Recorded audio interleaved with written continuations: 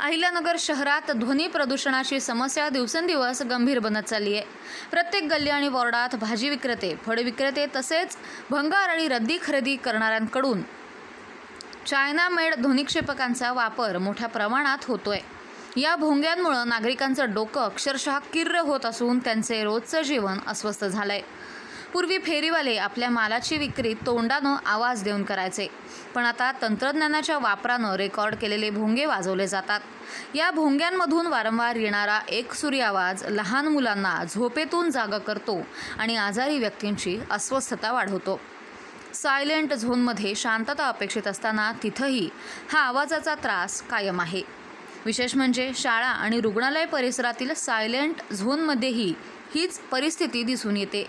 अनेक फेरीवाले मोबाईलवर आधी आवाज रेकॉर्ड करतात आणि तोच आवाज भोंग्यांवर लावून दिवसभर फिरत राहतात। यामुळे सततचा कर्कश आवाज नागरिकांना त्रासदायक ठरत आहे।